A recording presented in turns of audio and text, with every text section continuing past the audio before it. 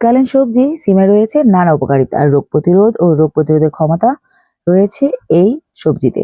খনিজ উপাদানে সমৃদ্ধ হয় সিম কিন্তু চুল পড়া কমাতে সাহায্য করে, চুলের স্বাস্থ্য ভালো রাখে, কোলন ক্যান্সার প্রতিরোধ করে, কোষ্ঠকাঠিন্য দূর করে। এছাড়াও নিয়মিত শিম খেলে ত্বকের আর্দ্রতা ধরে রাখতে সাহায্য করে। শিমে সিলিকন জাতীয় উপাদান থাকে যা হাড় সুগঠিত করে, কোলেস্টেরলের মাত্রা কমাতে, শর্করার মাত্রা নিয়ন্ত্রণ করে, ডায়াবেটিস নিয়ন্ত্রণ রাখতে কিন্তু এই শিম সাহায্য করে থাকে।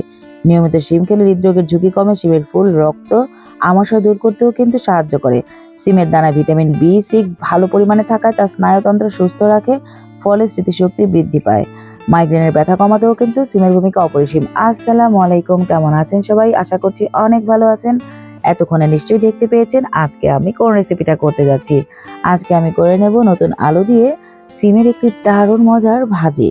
আমি সিমগুলোকে কিন্তু প্রথমে ভালো মতো ধুয়ে তারপরে কিন্তু ঠিক এইভাবে চিকন করে কেটে নিয়েছি। সেই সাথে ছোট সাইজের 3টে আলু নিয়েও সেগুলোকেও কিন্তু কেটে নিয়েছি পেঁয়াজ কলি, কাঁচামরিচ, আর এখানে আলুগুলোকেও কিন্তু কেটে আমি পানি ঝরাতে রেখে দিয়েছি। চুলোয় একটি প্যান বসিয়ে তাতে এখন আমি দিয়ে দিয়েছি রান্নার তেল। এরপরে এতে আমি দিয়ে দিলাম শুকনো মরিচ, মাঝখান থেকে ভেঙে দিয়েছি। এরপরে একটু ভেজে নিচ্ছি। দারুণ একটা ফ্লেভার বেরোলে আমি দিয়ে দিচ্ছি পেঁয়াজ কুচি। একটু ভালো মতো নেড়ে চেড়ে ভেজে নিচ্ছি। দিয়ে দিলাম সামান্য পরিমাণ হলুদ গুঁড়ো। হলুদ গুঁড়োটা দিয়ে আবার একটু নেড়ে চেড়ে নিয়ে আমি এখন দিয়ে দিচ্ছি সিম।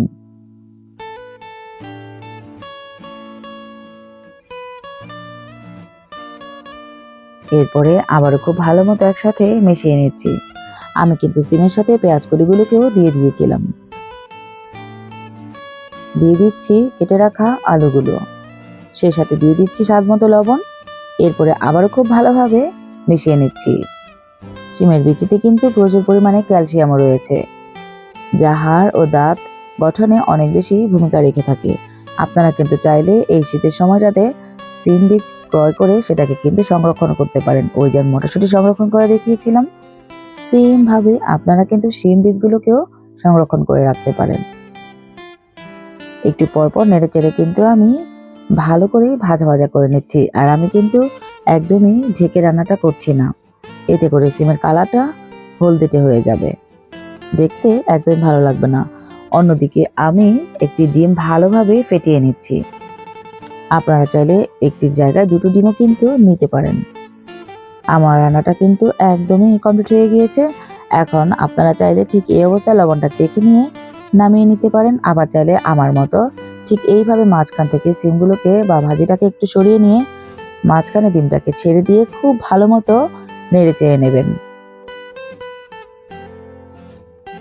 তারপরে সবকিছু একসাথে আবারও খুব ভালোভাবে মিশিয়ে নেবেন। আলহামদুলিল্লাহ, এত ভালো হয়। ঠিক এই উপায়ে যদি আপনারা সিম ভাজিটাকে করে নেন তাহলে কিন্তু স্বাদ একদমই মুখে লেগে থাকবে। খুব ভালো হয় এভাবে খেলে।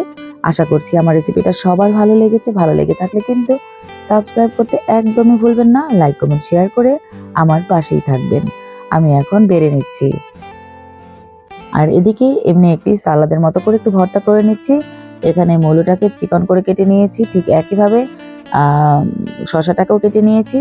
আর সেই সাথে নিয়েছি টমেটো কুচি, ধনেপাতা, কাঁচামরিচ এবং পেঁয়াজ।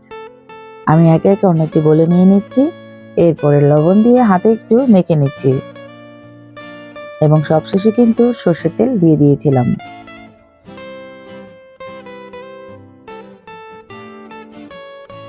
যেহেতু শুধু ভাজিটাই করেছিলাম তাই এই ভর্তাটা কিন্তু আলহামদুলিল্লাহ খেতে ভালোই হবে এবং বাচ্চারাও কিন্তু খুব পছন্দ করেছিল। আর দেখতেই পাচ্ছেন এখানে বাচ্চাদেরকে খাইয়ে দিচ্ছি। আর রংটা কেমন হয়েছে আশা করছি দেখতে পাচ্ছেন। ব্যাস হয়ে গেল। আমার রেসিপিটা ভালো লেগে থাকলে আবারও বলছি সাবস্ক্রাইব করবেন, আমার জন্য দোয়া করবেন। আসসালামু আলাইকুম।